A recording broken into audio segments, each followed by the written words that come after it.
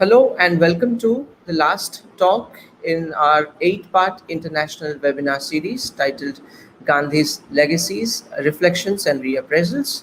Um, we are privileged to have as our speaker for today's session Professor Parama Roy of University of California, Davis. She is a professor of English at UC Davis, and she has worked on a wide range of topics.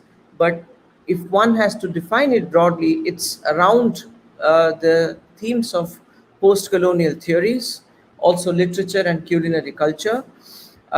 She is the author of several books, among which are Post Colonial Theory and Literatures, Indian Traffic, Identities in Question in Colonial and Post Colonial India, Elementary Tracts, Appetites, Aversions, and the Post Colonial, States of Trauma, Gender Violence in South Asia.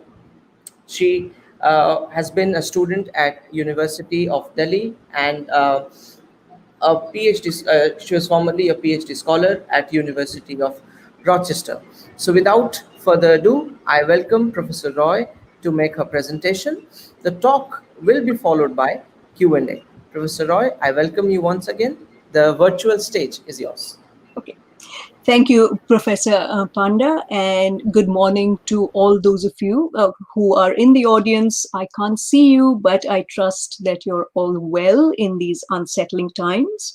And once again, my deepest thanks to Professor Panda and the Department of English of North Orissa University at Kyonjhar for this invitation to present work on Gandhian vegetarianism and more broadly on Gandhi's alimentary tract.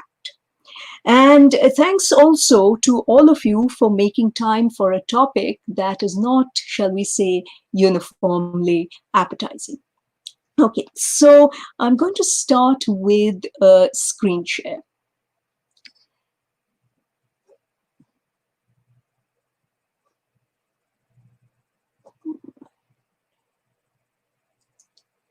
Okay, so what I'm about to present today is the product of thinking about the somatic investments and archives of colonialism. Gayatri Spivak has spoken importantly of the worlding or the world making of the now, what is now called the third world, in terms of the subject constituting imperative of 19th century colonialism. For her, this imperative is to be understood as soul making. To this, I would add that such soul making was irreducibly corporeal. Souls in the making were more often than not incarnated in bodies whose appetites, expressions, and comings and goings had to be rigorously fashioned. And soul making and body shaping were thus intimately conjugated. Colonial politics often spoke in an indisputably visceral tongue. Its experiments, engagements, and traumas were experienced in the mouth, gut, and nerve endings, so that the alimentary tract could serve both as a contact zone for colonial encounter and as an archive of its desires and practices. So food, the production of food, its consumption and rejection, is key to an understanding and rethinking of wider processes of colonization, decolonization, and globalization. And the alimentary tract is, in this arrangement, a tract in multiple senses of the word. So, a tract is a conduit that traverses the geography of the body as food courses from the oral to the anal bound. But also, a tract is a certain form or a genre of writing often charged with pedagogical import. It is in this sense that I'm proposing Gandhi's gut, at least as presented in his autobiography or the story of my experiments with truth, as an alimentary tract. One that is instructive for thinking about colonial identity, gender, ethics, and performance. This should not be surprising or controversial in itself, given how overtly the author presents the text, especially the account of his early life, as a series of fables about alimentation, sexuality, and moral limits. His experiments with the ensemble of permissions and prohibitions that attach to food and sex constitute the Bildung, that is, his autobiography. So Gandhi can be said to inaugurate upon the terrain of the alimentary and more broadly the field of everyday somatic practice a new vernacular, a new literacy. Perhaps we can call it a gastroliteracy, one that encompasses both anti-colonial politics and ethical experimentation. And it is no accident, therefore, that he made salt the center of a widely publicized and immensely successful campaign against British rule in 1930. By then, he had refined a gastropolitics of several decades' duration, and he had established himself globally as a virtuoso of the gastropolitical gesture.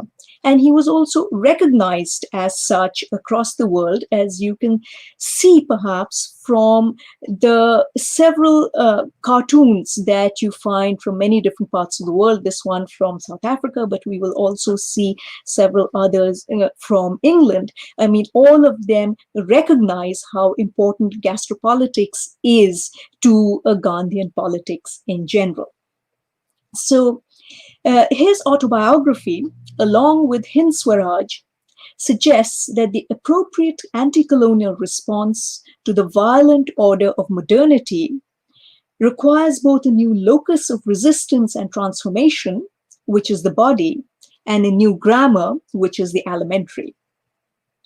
Actually, this Gandhian grammar encompassed a whole range of corporeal practices, including the sartorial, the sexual, and the medical, but I have time only to speak of the alimentary here.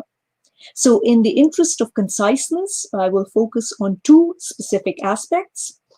First, I will speak of the ways in which alimentation constitutes a grammar of politics and a grammar of public life for the Mahatma in the making. And I will speak thereafter of the three great crises of vegetarian practice that mark the more mature phase of his Mahatmahood. Now, in reading the aesthetics and the ethics of alimentation, this talk is informed by a sense of the profoundly uncertain, experimental, interlocutory, and contextual character of Gandhi's body talk and body politics. Reading Gandhi, we are never allowed to forget the seriousness with which he took the idea of the experiment. I'm sure you've heard this before. And how much the mouth and the body in general was for him a laboratory, rather than the locus of an already achieved and serenely held vision. Importantly, also, these experiments invariably also involved other people. Consequently, the character of his vegetarianism, fasting, and other modes of bodily discipline cannot be understood without invoking a large and inescapably gendered caste, including his mother, his male friends, his wife, his sons, and his female and male disciples. In particular, the consistently familial context of Gandhi's alimentary practices must be highlighted in any consideration of the gendered character of vegetarianism, nonviolence, and sacrifice, including self-sacrifice. Thus, you find Gandhi telling us that his earliest memories and pedagogical lessons were of his abstemious Hindu mother's exercises in chastening the palate. She was notable not just for her strict Vaishnava vegetarianism, but for the number, duration, and sheer ambitiousness of the fasts that she kept during Gandhi's childhood. So he says, I imbibed fasting with my mother's milk. So alongside this maternal example, Jain principles of dietary discipline, which were widely disseminated in Gujarat, were of considerable and often self-conscious significance in the understanding of dietetic morality that Gandhi was to form over the course of his career. At the same time, living as he did under the shadow of British rule, the question of diet was also susceptible to a very different ethical and gendered inflection. Thus, the young Gandhi was also hailed early on by another dietary and distinctly different philosophy, conceived in part, at least, in response to the fact of colonialism and its putative effeminization of Hindu males. And so Gandhi was to recall a doggerel which was in fashion among schoolboys in his youth. Behold the mighty Englishman, he rules the Indians small, because being a meat eater, he is 5 cubits tall. Now, this association with meat eating, with muscularity and virility was not specific only to colonial India, but familiar in a variety of various global contexts. And even in the strictly vegetarian Vaishnav and Jain environs of Gandhi's youth, such an equation held a powerful intellectual and affective appeal as a kind of a muscular retort to colonialism overweening power. And indeed, the adolescent Mohandas partook of a few forbidden meals of goat's flesh, though he did not enjoy them. After all, he says, I wish to be strong and daring, and wanted my countrymen also to be such, so that we might defeat the English and make India free. This was the not unfamiliar response of the colonized male subject, a figure of inadequacy and errancy, perpetually consigned because of his lack to what has been called the waiting room of history. So the adolescent Gandhi then was an aspirant to gastropolitical mimic manhood. But he had other ambitions as well. So, seeking to improve his chances of upward mobility in a rapidly changing world after his father's death, he pressed to be allowed to qualify as a barrister at the Inns of Court in London. If I go to London, he said, not only shall I become a barrister, but I shall be able to see England, the land of philosophers and poets, the very center of civilization. But there were other difficulties associated with travel to England, as the leadership of Gandhi's caste group strongly disapproved of overseas voyages as transgressions against alimentary and other forms of orthopraxy, especially rules of dietary purity and pollution. When he went finally to the civilized, beef-eating, virile London, he was to go as his vegetarian mother's son. In other words, permission to travel to England was conjoined with certain alimentary and sexual prohibitions. His mother making him vow that he would forswear meat, alcohol, and sexual relations with women for the duration of his stay there. So Gandhi's voyage to England then was a fateful one, being marked at its outset by these conflicts and prohibitions and moral struggles. It also involved the public, self-conscious, and agonistic enactment of vegetarian and civilizational principle against the horizon of an Englishness that was committed to carnivory, and a carnivory that had assumed the status not only of common sense, but of survival itself. So, while he was on shipboard, being a vegetarian meant that he had to open himself up for public scrutiny so that others could advise and caution him about what to eat and what not to eat, and so that he could provide public proofs of his dietary virtue. And he had to contend with fellow travelers who were interested not so much in the masculinizing properties of meat, but in a certain kind of environmental and contextual logic. And so they argued that he would need to embark upon a carnivorous and alcoholic diet after passing through the Suez Canal, or as the journey progressed, the Red Sea or the Bay of Biscay, if he was to avert ill health, general debility, and to find himself protected against cold weather. Notwithstanding such logic, Gandhi made his passage to England without transgressing his vow to his mother. Now, in the year following, in 1889, the year following Gandhi's arrival in the metropolis, there were 34 vegetarian restaurants in the city, still a very small number out of the many thousands that were there. And it was a while before Gandhi stumbled upon one of them on Farringdon Street. And this is not the restaurant he went to, but I want to give you a sense of how vegetarian restaurants advertise themselves. So while the young Gandhi's focus on questions of hunger and taste are surely understandable in light of his difficult passage out of normatively vegetarian to normatively carnivorous environments, their significant place in an autobiography designed explicitly as pedagogical also gestures to the symbolically freighted status of a bodily discipline, especially of an alimentary discipline, in the inauguration of a new Gandhian bioethics. And what we find in the autobiography is that the satisfaction of his craving for appropriate vegetarian food also coincides with the discovery of a gospel. And this was Henry Salt's pamphlet, A Plea for Vegetarianism, which he found on sale along with vegetarian dishes at the restaurant. Gandhi was to speak of this as a certain moment of conversion, which confirmed but also transcended his vow to his mother. And the chapter that deals with this is titled My Choice.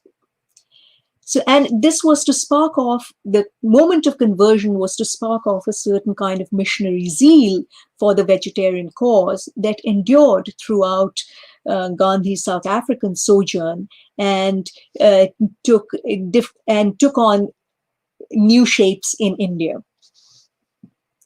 Now, hitherto, Gandhi had acceded to his mother's demands for vegetarianism, though without conviction about its ethical or medical necessity or superiority. He still believed in carnivory as providing a passage out of colonial inferiority. And his vegetarianism, in fact, was to become for him an occasion for repeated public embarrassment, as he was unable to participate in many of the expected public rituals of conviviality and civility in a West where carnivory prevailed. And yet, characteristically, he was able to transform these conditions of necessity and these experiences of shame into something else, into a moral surplus, especially after his experience of conversion after reading Salt's Gospel.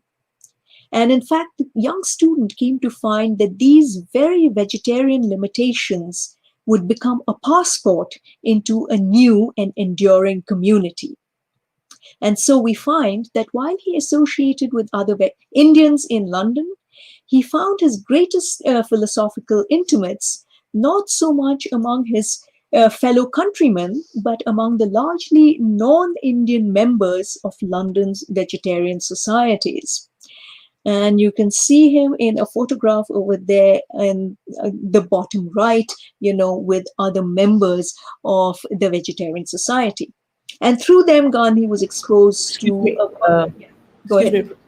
I think our viewers are not able to see the slide, so you might just have to select the slide for it to be visible. Right now, what appears on our screen is the first slide with the title of the talk. Okay, all right. So sorry about that.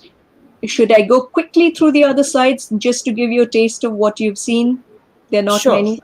Okay. That would be very helpful. Thank you. Sorry, just a second. So this was, did you see this one? On the track? No. We hadn't seen any slides before. Okay. So I'll continue talking, but, I'll also scroll through these, very quickly at the same time. Is that all right? Sure. Okay. All right.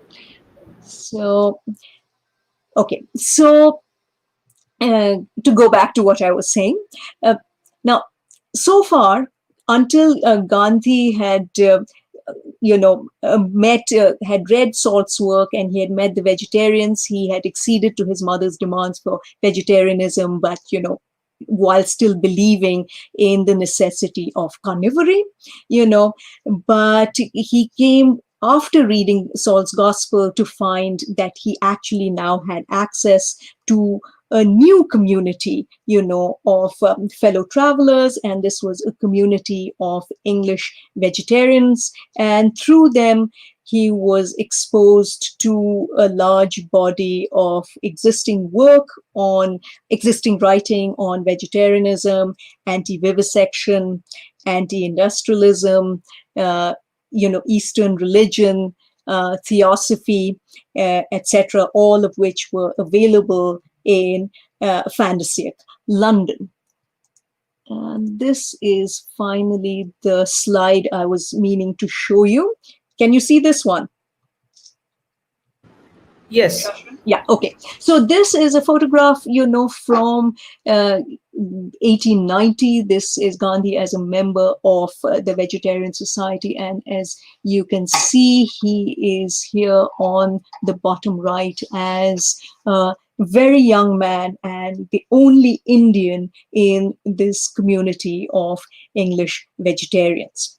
So, if part of the experience of English vegetarianism, English theosophy, and English naturopaths involved a rethinking of community and the ethics of diet, part of it also involved for Gandhi a rethinking of Indianness itself and his own revised and more affirmative relationship to it.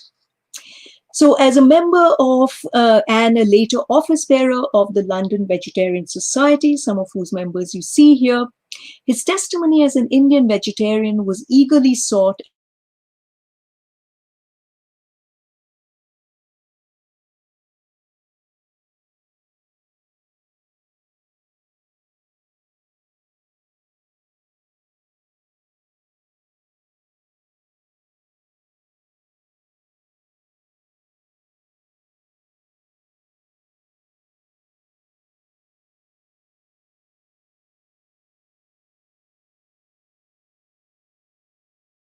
by, the connection is still okay, right? Yes, I think it's restored now. There's a little Okay. bit of a problem for a few seconds. Yes. Okay. So he goes from this condition of aspiring to a kind of gastropolitical mimic manhood to this entirely new vegetarianism and a new Englishness, right, which is marked by various kinds of anti-modern and sometimes anti-imperial critique. And this is for him a new kind of vegetarianism, not one that he was used to in India. And what he finds over here as a member of the London Vegetarian Society is that not only is his vegetarianism stripped of its former embarrassing taint, but he has now come to inhabit a newfound authoritative status as a Hindu and as a lifelong vegetarianism. And this is in conspicuous contrast to the earlier stories of his own awkwardness, his incompetence, his embarrassment, and so on. And so you find, perhaps unsurprisingly, that when he sums up his 3 years stay in London, he speaks, what he remembers above all is this experience of being a member of a vegetarian community and the centrality of a certain kind of ethic of bodily and dietetic purity. And that is central to his worldview. And so he says, in a certain kind of summary, in conclusion, I'm bound to say that during my nearly 3 years stay in England, I have left many things undone, yet I carry one great consolation with me, that I shall go back without having taken meat or wine, and that I know from personal experience that there are so many vegetarians. So, in the following decades, in both South Africa and India, Gandhi, undertook a number of exercises, as you know, undoubtedly, in bodily self-regulation and communal living, all of which were also experiments in a certain kind of bioethical minimalism. And these were experiments that involved renouncing certain kinds of foods, selecting others, and restricting their quantity and occasions for ingestion. And over the course of this, he comes to have a very keen sense of the morally hazardous character of taste itself. And he comes to feel the absolute necessity, not just of restricting the intake of food, but of extinguishing altogether any form of alimentary gratification. So every kind of eating, not just the consumption of meat and alcohol that his mother had forbidden him. So every kind of eating had to be subjected to a certain regime of limits and prohibitions. Only then could it be rendered purified of the violence of enjoyment and therefore good to eat, as it were. At the same time, despite his denunciation of the violent alimentary order of the modern world, Gandhi's engagement with ahimsa or non-violence or non-injury, including the ahimsa of vegetarianism, was quite complicated.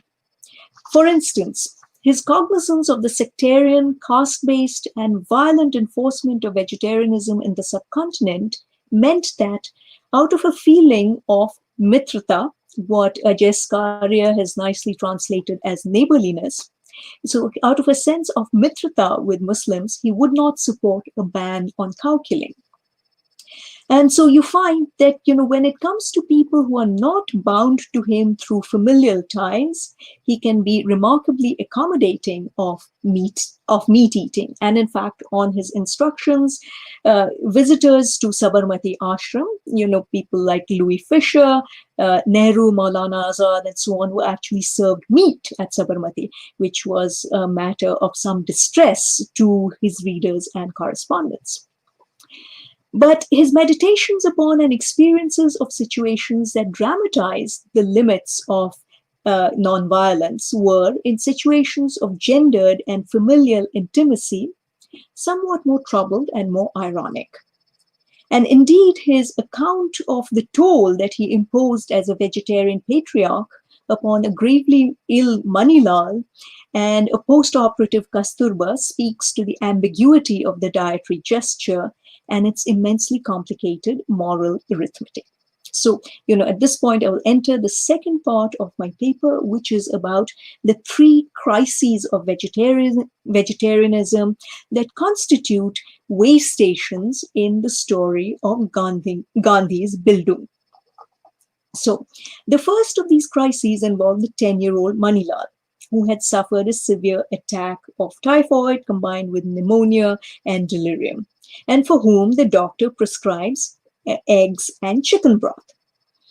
As Gandhi recounts it, the doctor speaks authoritatively and prescriptively, saying, "Your son's life is in danger.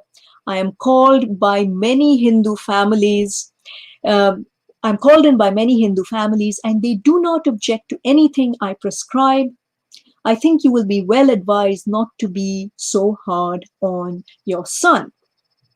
And I couldn't find a photograph of Manilal by himself as a young boy. So I've got this family photograph over here with Manilal, I believe, on the extreme right.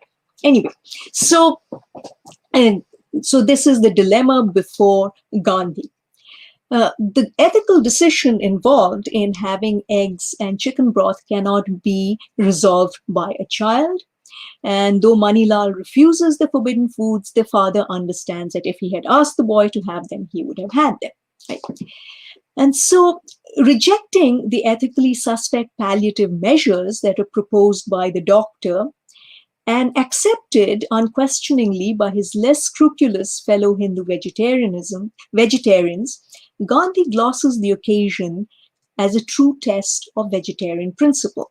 And he says, "To my mind, it is only on such occasions that a man's faith is truly tested. Rightly or wrongly, it is part of my religious conviction that man may not eat meat, eggs, and the like. There should be a limit even to the means of keeping ourselves alive."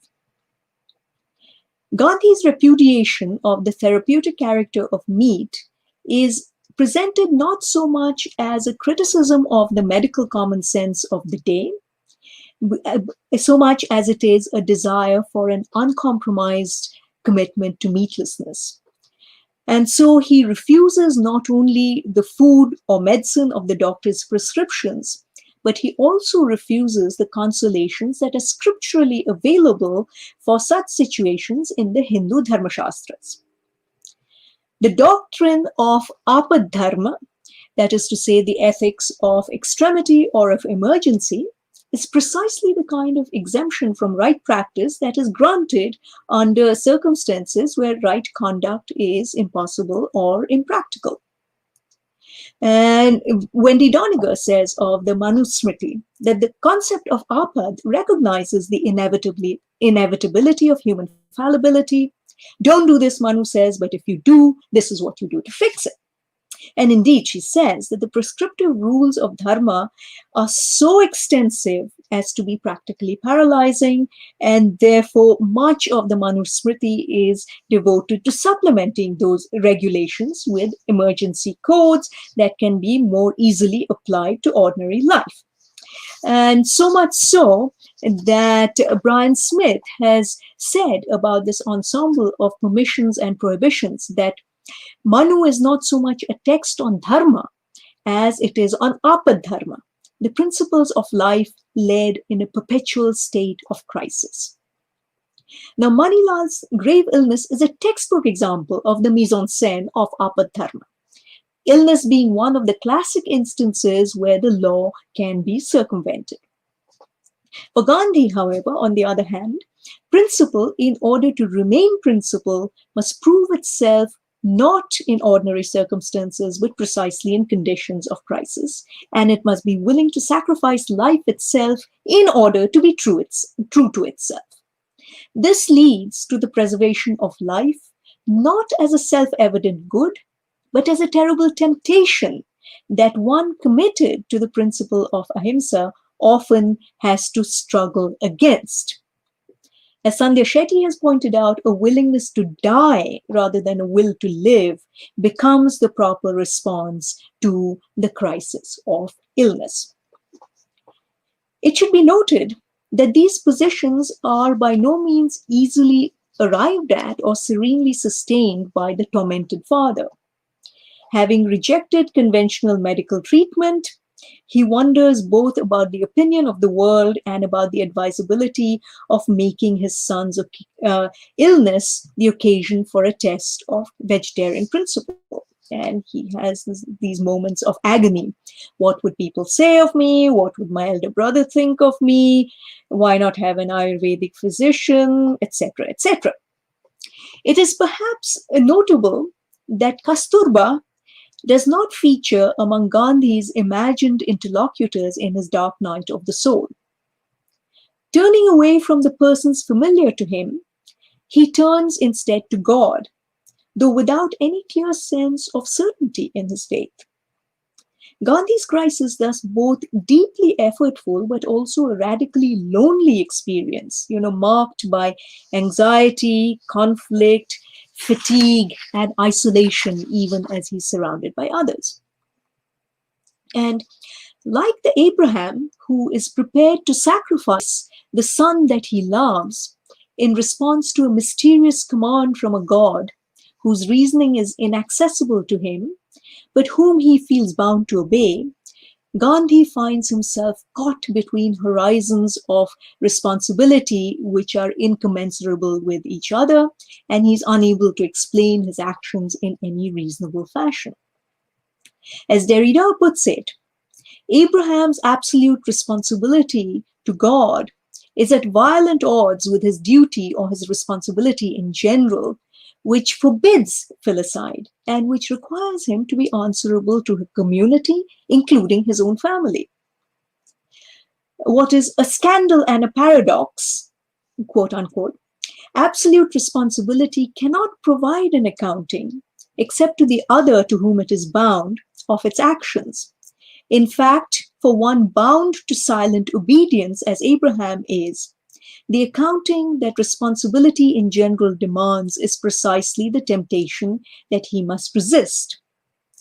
And yet, in sacrificing responsibility in general, Abraham is not spurning it, but conceding its ethical force. In order for there, and I quote here from Derrida, in order for there to be a sacrifice, the ethical must retain all its value. The love for his son must remain intact, and the order of human duty must continue to insist on its rights. Unquote. In his terrifyingly absolute fidelity, Abraham, though the figure of faith itself, inspires not admiration or emulation, but a kind of horror. His decision to obey God and sacrifice Isaac is calculated to appall. And yet it is his situation that constitutes for Derrida the exemplary rather than the anomalous instance of responsibility itself. And so for Derrida, if you move away from the notion of God as the single instance of the wholly other, who can wrench us away from habits of commonplace and reasonable dutifulness, there is a more capacious notion of the wholly other who has a claim on our fidelity. So Derrida says every other one is every bit other. So not just God, but the other can be a more expansive category. And this is Derrida's way of encapsulating this endless and infinite responsibility. And since we are responsible not to one other, but to an innumerable host of others, every act of ethical decision-making, every act of fidelity or commitment to one constitutes an inescapable betrayal of all others, human, animal, or divine, who can demand sacrifice of one.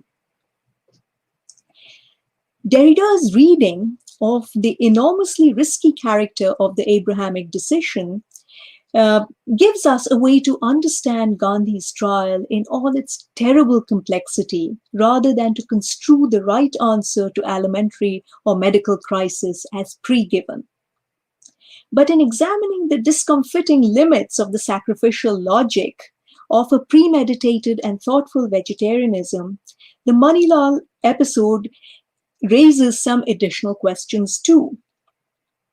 If the vegetarian is one who is willing to sacrifice himself rather than to sacrifice the other, that is the non-human animal, then what is in fact his own that he can properly sacrifice? Who is it who can undertake the responsibility of sacrifice?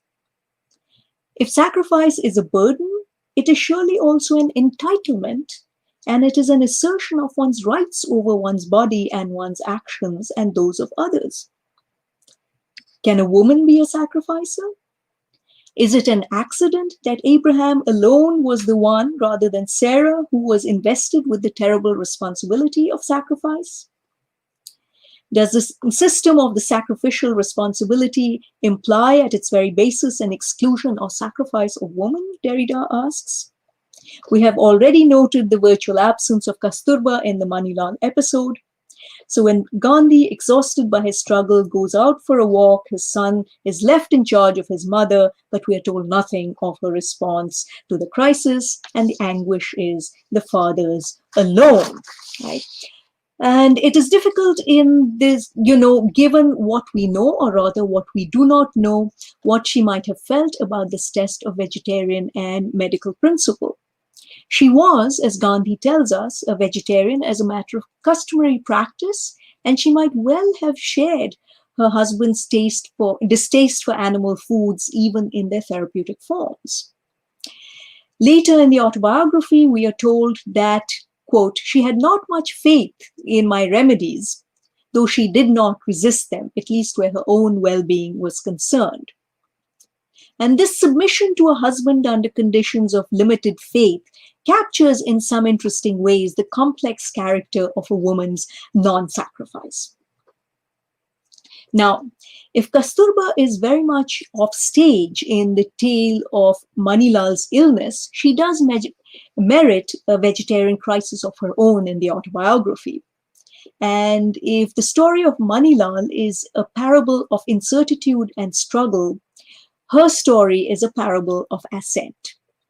And the chapter which is about the crisis of her vegetarianism is entitled Kasturba's Courage. And the chapter describes a rare instance of accord in an otherwise contentious relationship between husband and wife. And it's quite different in tone from the chapter that describes the episode with Manilal. And the conflict here is not risky, singular, uncertain, but it is public, it is confident, etc. And for Gandhi, his interlocutor in this case is not God or his conscience, but a doctor of dubious ethical standing who insists once again on administering beef tea to a highly debilitated post-operative Kasturba in her husband's absence. And this is in defiance of his express disapproval of non-vegetarian therapeutics. And the possibility of death is broached by both Gandhi and Kasturba without any of the obvious heart-searching that had marked the crisis with the son. And Gandhi says matter-of-factly, I would never allow my wife to be given meat or beef, even if the denial meant her death, unless, of course, she desired to take it. And this, we might remember, occurs in the early days of the Satyagraha struggle in South Africa and Gandhi's commitment to Brahmacharya. And this is partly about vegetarianism, and partly about Kasturba's adherence to the principles of right conduct in times of emergency, but it's also about the Mahatma's willingness to sacrifice everything to the cause of truth. Still, some details in the story are worth noting. So, while Gandhi has little doubt that Kasturba's death is preferable to a violation of vegetarian principle, she herself must consent to the sacrifice. She must make it her own, as it were. She has to consent, moreover, not once, but again and again in the face of an insistent husband who is determined to win her free assent in the very middle of emergency. And there is Gandhi is quite self-conscious about this, saying, she was really too weak to be consulted in this matter, but I thought it my painful duty to do so. Right? And he's delighted when, in spite of his scrupulously rehearsed arguments in favor of beef tea, she refuses the temptation of living that consuming beef tea would hold out for her. Right? So none of this is suggesting that Kasturba was kept from beef tea against her will. She might very well have been willing to die rather than consume the substance, right? And indeed, Gandhi suggests that the sacrifice involved for her no struggle and no wrestling with principle, and perhaps no real sacrifice at all. And he says the traditional religion of her forefathers was enough for her. But the litany of repeated and even hyperbolized renunciations is not without a certain interest, right? And it suggests a certain kind of anxiety, right, about his own decision early in the chapter to forbid meat to an ailing wife to whom it is prescribed. And this discussion of this insistence upon discussion, persuasion, and consent at the sickbed actually stands in very striking contrast to what is Gandhi's usual mode with Kasturba, which rarely involves discussing any rationales for decision with his wife, including the rationale for his vow of Brahmacharya, which he discusses with his co-workers, but not at all with his wife. We never discuss these matters, he says. I see no good in discussing them. So in this case, the fact that the writer had to tell what is essentially a version of Manilal's tale a second time, and once again with a happy ending, speaks quite powerfully, I think, to the difficulty of encountering and of exorcising the occasionally troubled limits of his vegetarianism and of his nonviolence.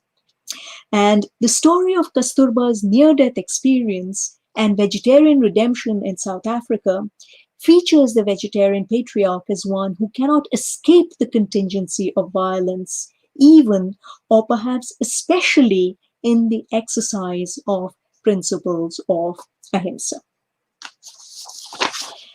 Now, these accounts of triumphant alimentary crises involving Manilal and Kasturba must be supplemented with the third crisis and the last one. And this is Gandhi's account of his own crisis of ahimsaic principle, which involves his own body. And interestingly, this is written under the sign of failure rather than triumph. And what his biographer Louis Fisher has called the first important illness of his life was a disorder of the alimentary tract. And this was precipitated, interestingly, and this is what makes it different from the ailments of Manilal and Kasturba, and their ailments had occurred not because of anything that they had done, but in his case, his ailment was precipitated by his own excesses of consumption. So Gandhi describes his lapse into dysentery as a result of overindulgence in the delicacies prepared by Kasturba. And he uses terms that carry a quasi-sexual charge. And he says, "She tempted me and I succumbed." So refusing the pharmacological remedies that heal the body at the expense of the soul, he says that he preferred to suffer the penalty of my folly, and offered the by now familiar eggs and meat broth combined with the usual Ayurvedic advice about the necessary therapeutic violence involved in the cure of illness. He refuses, saying, "How could I relinquish a principle in respect of myself when I had enforced it relentlessly in respect of my wife, children, and friends?" And this is an interesting language of relentlessness and enforcement that Gandhi uses here. So, he's very aware of his own role as vegetarian enforcer, right? And it seals him in his own determination to, act out the obedience to vegetarian virtue that he has insisted upon in others. However, his recovery was complicated by the fact that he had renounced milk and he had actually taken a vow not to drink milk. And his renunciation of cow's milk in South Africa was prompted in part by his horror at the cruelty of the milking process in India, and also partly by his conviction, driven by the advice of his mentor Raichand Bhai Mehta, that milk drinking undermined brahmacharya. Right, and in case, this is an interesting distinction from what is very common in the South Asian context, where milk is seen as a certain kind of sattvic food appropriate for celibate males, religious aspirants, and so on, right?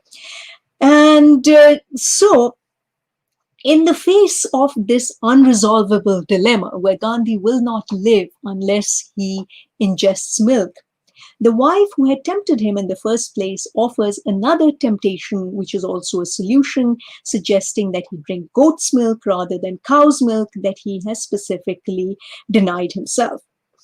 And Gandhi's response to this instance of apadharma is a paradoxical act that preserves life and undermines ethics at the same time, is an acknowledgement of his own human frailty. "I succumbed," he says. And so you see, the goat's milk actually becomes a certain kind of running theme in representations of Gandhi. So you see several caricatures of him accompanied by these goats. Anyway, so, Gandhi succumbs, he drinks goat's milk, and he is restored. And of course, he sees this as a certain kind of failure. And he says, "The memory of this action even now rankles in my breast and fills me with remorse, and I'm thinking how to give up goat's milk. But I cannot yet free myself from that subtlest of temptations, the desire to serve, which still holds me." So Gandhi's alimentary crisis stages for him in a way that the other vegetarian crises could not.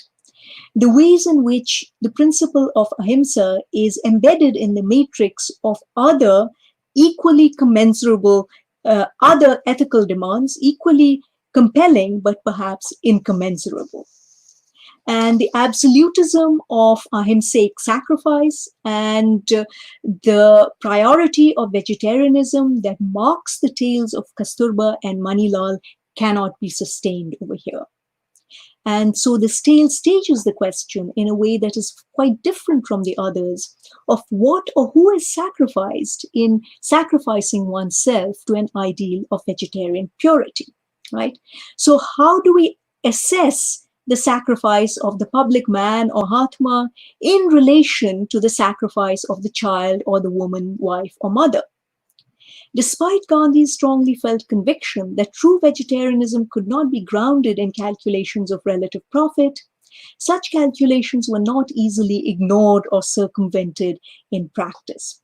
And what we see over here in the very language that Gandhi uses is a certain sense, a certain self-consciousness about being something other than a radically isolated individual facing his individual ethical dilemma, right? And so he is, when he calls himself a votary of truth, right, he is very aware of the demands of his own Mahatmahood, right? And so he is aware both of a distance from the ideal that he has failed to realize, but he's also setting up the public figure and his duties as something that is not necessarily completely congruent with the private man. At the same time, the speaker is very keenly aware of unforeseen forms of consumption, renunciation, and temptation, right? And so the renunciation that is involved here in veganism is overcome very interestingly, not by any kind of gross bodily appetite for some kind of food, but by something more insidious, which is the desire to serve, which is also an appetite in itself, right?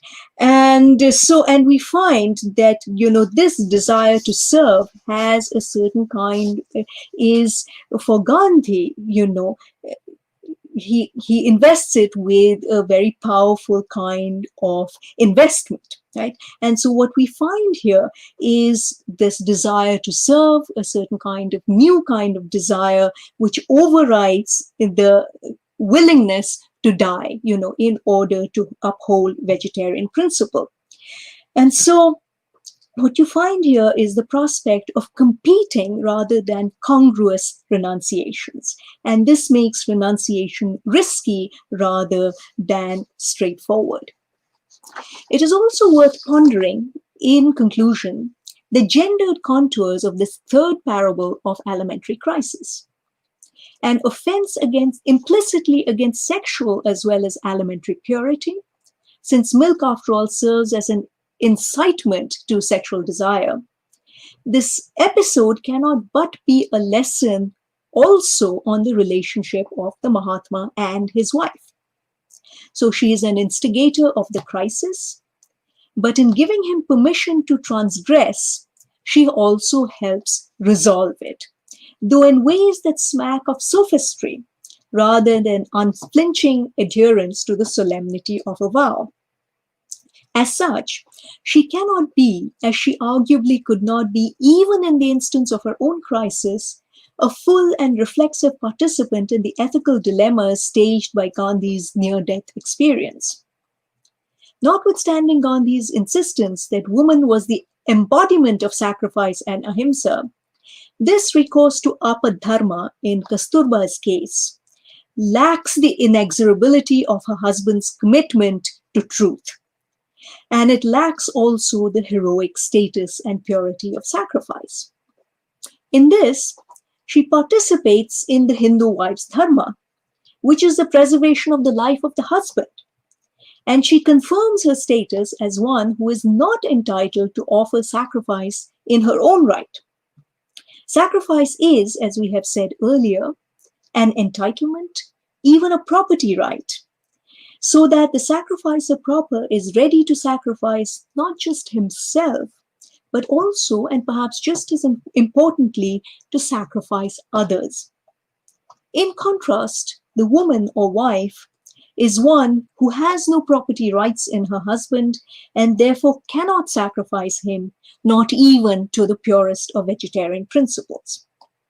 So, in summation, a focus on ingestion and abstinence as parabolic form in Gandhi's Bildung allows us to underline the gendered implications of Gandhi's preoccupation with his body and with the bodies that he sought to reform. And this talk has also sought to suggest that the history of Gandhi's palate and its transactions with the home and the world demand that we take into account its not inconsiderable ambiguities. The complicated and sometimes unpredictable logic that attends this history serves to emphasize the myriad ways in which the tongue functions as a vehicle of violence and exclusion in its abstinences and not just in its indulgences. So, a terrain marked by surprise, challenge, and struggle, Gandhian vegetarianism or nonviolence is less a map of a fixed ethical or somatic virtue than it is an unsettled and unsettling practice. Thank you.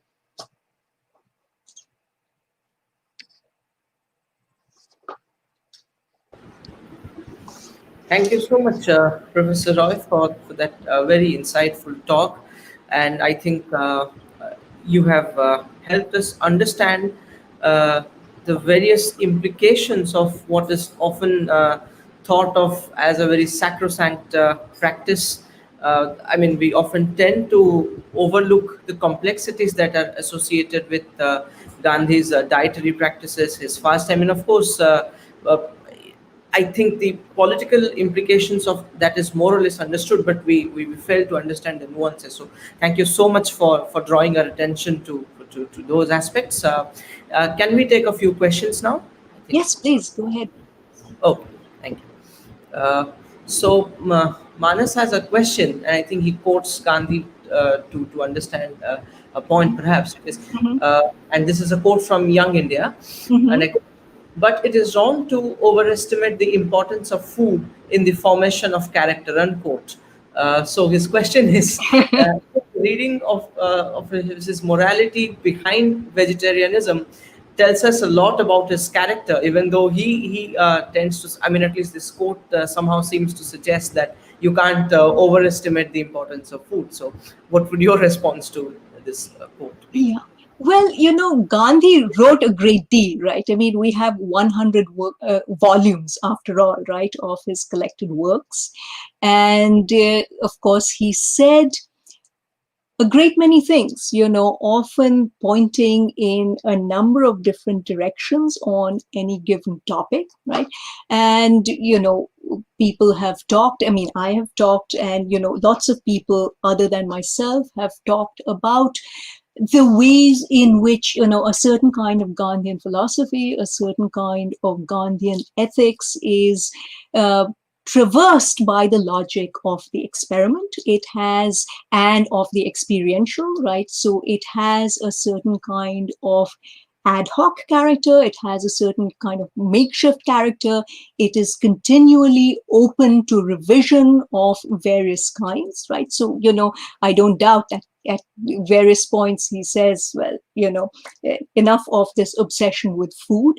But the evidence that I would point, and so in other words, one can go to Gandhi and find evidence of practically anything, if you will, right, in that very large corpus.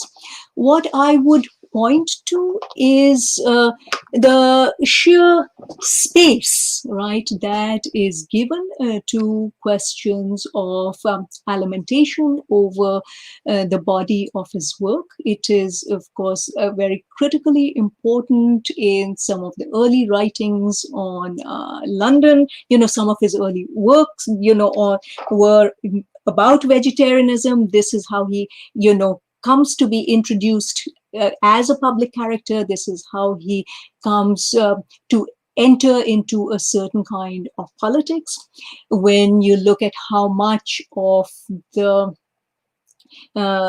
autobiography is imagined in terms of a certain kind of parabolic role for diet. And a diet, of course, is not ever, I mean, as with anything in Gandhi, diet is always also part of a certain kind of larger textile. It's involved in many other kinds of bodily practices and ethical orientations.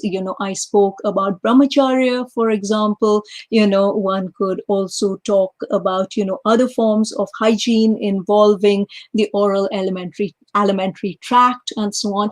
And, so Gandhi devotes, an extraordinary amount of real estate, as it were, in his writing, to uh, thinking about musing on the alimentary tract, a lot of his correspondence, a lot of, what he has to say to friends, followers, etc. All have to do with questions of diet. So, you know, I would say, well, they're Gandhis and Gandhis, and so Gandhi may say at a certain point that food is not important, but I'm going to quote many other Gandhis against him.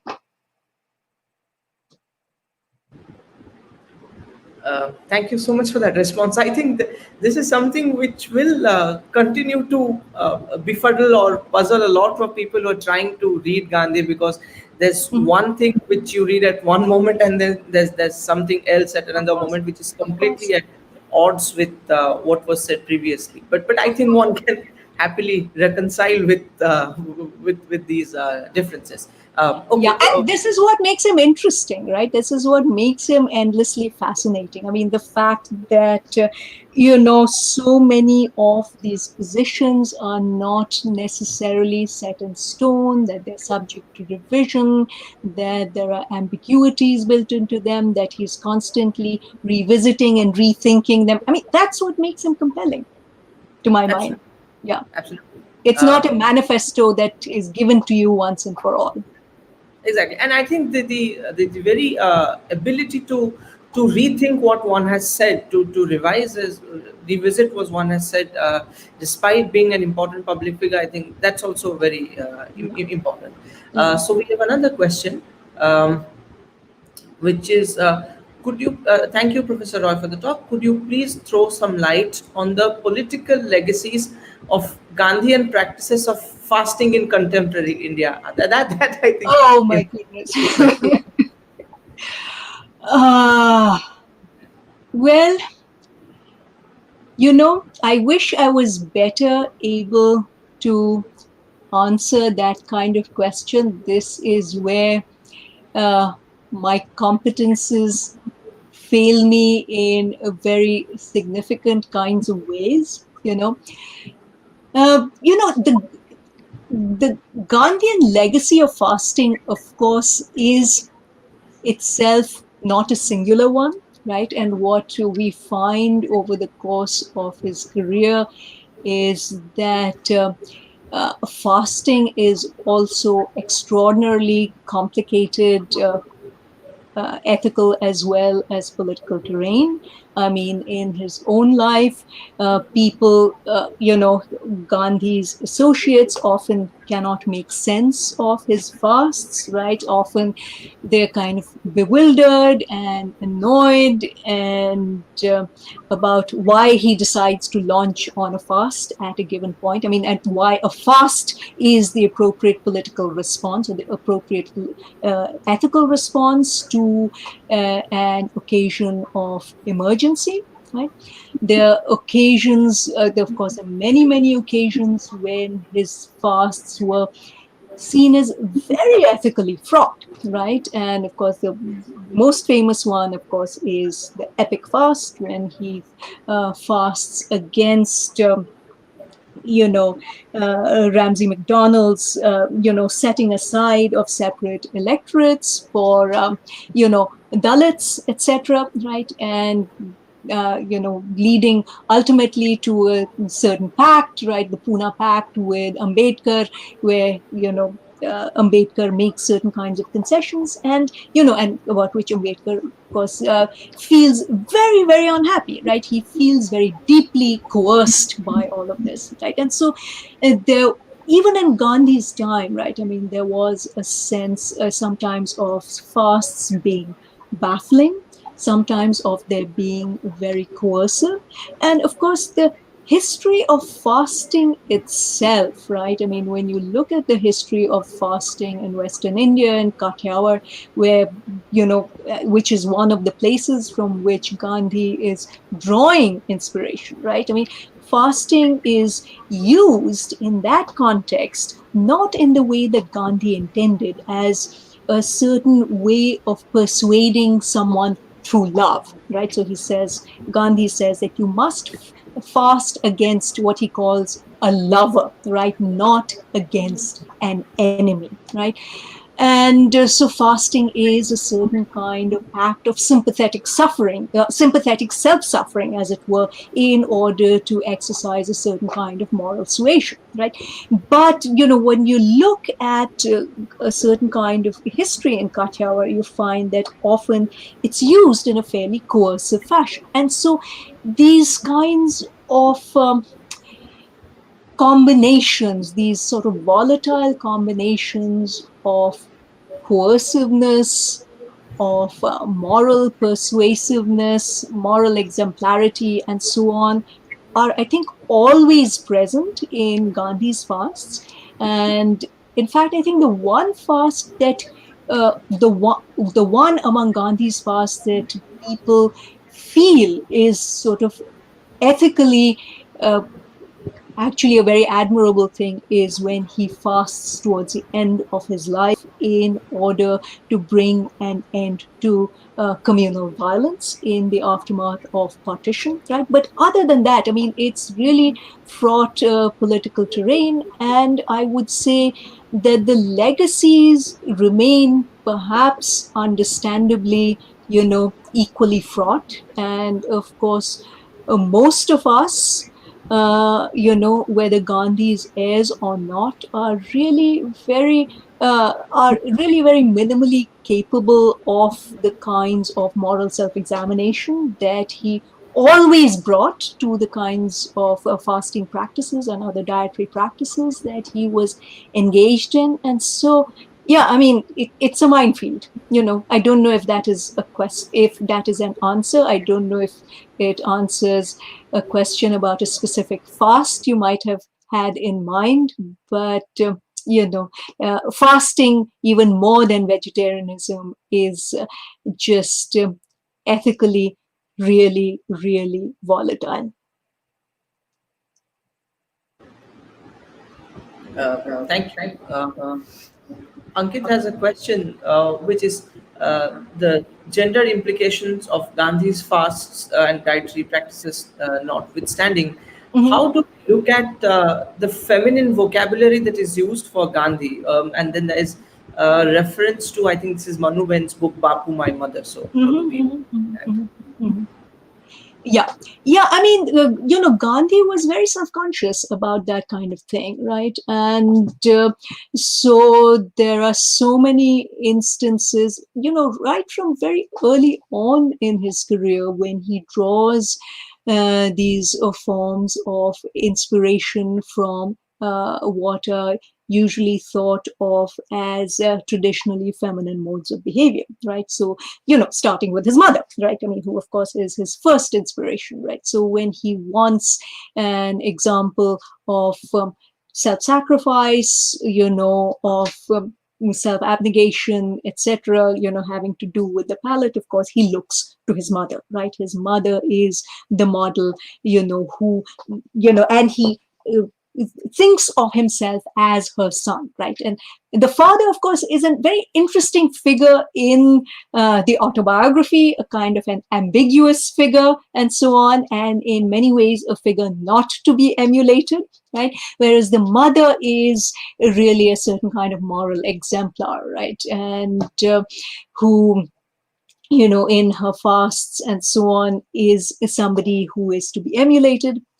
When you think also of other kinds of fasting that Gandhi turns to, there's also the very distinct example of the suffragettes in England, for whom also fasting was a very important tactic, right? And Gandhi is very aware of this. He is familiar with suffragette fasting and so on. And even though there isn't so much of an explicit reference to that, that is one of the frames within which you have to understand his the framing of his various alimentary practices, whether it's vegetarianism or fasting or whatever. And then, of course, when he speaks of a language of sacrifice, yes, there is the continuous recourse to a language of femininity, right? That he seeks to embrace, that he seeks, as it were, to make his own, that gives a certain kind of sanction to a very different kind of politics, right? Uh, Undoubtedly. So, and so Gandhi's androgyny, of course, is one of the distinct characteristics of the kind of politics that he undertakes at every level, whether it's dietary politics or many other kinds of politics, as it were, right? Of course, what one would say is that for a man, for somebody who is seen as a man, to take on a certain kind of femininity has perhaps a slightly different charge, from a woman, acting in what is seen as certain kinds of feminine ways, right? And what you see in the case of Gandhi, for example, is that some of his forms of dietary heroism or dietary sacrifice and so on, like his fasts and so on, his very public fasts, are often also seen within, very interestingly, within a certain kind of masculine logic of renunciation, right? So this is what holy men do. This is what a sadhu can do. A sadhu is capable, a sadhu who is, of course, emblematically masculine, right, is capable of certain heroic feats of abstinence, of certain heroic feats of sacrifice and so on, in a way that is not available in quite the same way, to women. And so,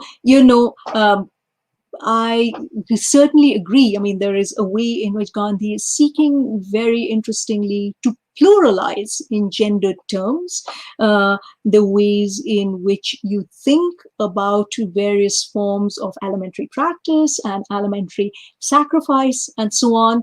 Though, as we also see, right, in his writing, he also runs up against certain kinds of limits despite good intentions, right? So good intentions are not always a guarantee, right, of the gendered results that will be produced. And he also, is seen, as part of a certain kind, or in terms of a certain recognizable masculine iconography of holy living, sacred, sacrifice, and so on. Thank you. I think we have just one more question, and is it all right? Can we Oh, take one yes, more please, question? go ahead. Okay. And I think this perhaps follows from what you were trying to explain perhaps some time back. It takes Mm-hmm. off from there. Mm-hmm. And the question is, could you briefly talk about writing about food and the politics associated with it? I mean, and then it says it's one thing to follow certain practices and quite another to write about it. Okay. So you mean writing as a scholar, or you mean Gandhi writing about Gandhi. it?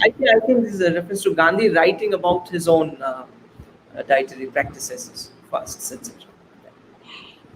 Yeah, that is a really interesting question, right? I don't know that I have a good answer to it, but let me try and put something together, and this answer is going to have something of a sort of on the fly character, a certain kind of ad hoc character.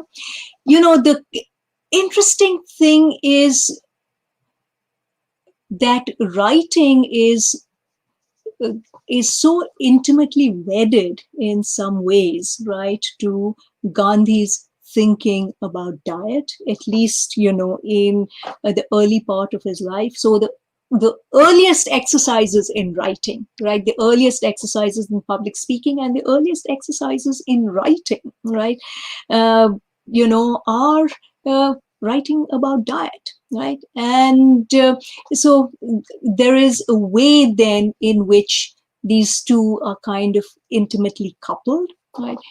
And what you find then is that for Gandhi, I mean, I've been speaking a great deal about the way in which Gandhi thinking about food, talking about food, writing about food is quite explicitly pedagogical at many instances. It is, of course, also about deeply felt crises and so on, but Gandhi is always someone who always also converts this crisis into a certain kind of writing, right? Into a certain kind of pedagogical occasion, right?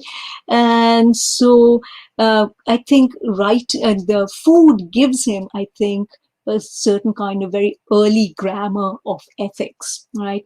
And a very early grammar of embodied living, an early grammar of everyday life, an early grammar of fidelity, not just to your mother, but to a certain notion of truth and principle and so on. And so I think that these things are kind of woven together, as it were. It seems really hard to uncouple those kinds of things. I mean, and so often you find, I mean, Gandhi renders everything that he does. It's almost as if he's taking notes in a laboratory, right, about what is going on. So what he does, right, is rendered into a certain kind of writing, whether it takes a form of these elementary fables in the autobiography, or whether it takes a form of correspondence, or takes the form of advice, to various of his associates and so on. There is a way in which, you know, the elementary tract is always converted into a tract to be written and to be read, right? Thank you so much, Professor Roy, for answering not just this particular question, but for patiently answering all the question. There's just one more comment I'll quickly read out Sure. because this is in context of course, your talk, and this is something which is related to Orissa, Okay. and it's by somebody who's actually compiled all of Gandhi's writings related to Odisha. And so Ah, he's Mr. Sangram Jena, who's actually he's come up with a book called Gandhiji's Odisha, which puts all okay. his writing together. And Okay. he makes an important observation, which is that Gandhi undertook a fast as a protest against Kasturba's visit to the Jagannath temple, because Gandhi had his reservations against the Yeah, yeah, practice of untouchability in yeah, the temple. So I thought maybe in yeah. the larger context of this talk, we should Right. just mention it. But I would like to thank you once again for the wonderfully insightful lecture that you delivered today, and for answering all our queries very patiently and with such remarkable clarity. I'm thankful to our viewers, our audience, who've been with us throughout this almost month-long webinar series. For showing interest in what we in our humble way thought were a set of meaningful discussions on and around Gandhi. So I would like to thank them. I would like to thank all our speakers, the Department of English, North Odisha University, the university at large, for all the support and encouragement they provided. Thank you everyone for joining us, and I hope that you will join us in future whenever we come up with something next. Thank you so much, everyone. Thank you for joining us. Thank you.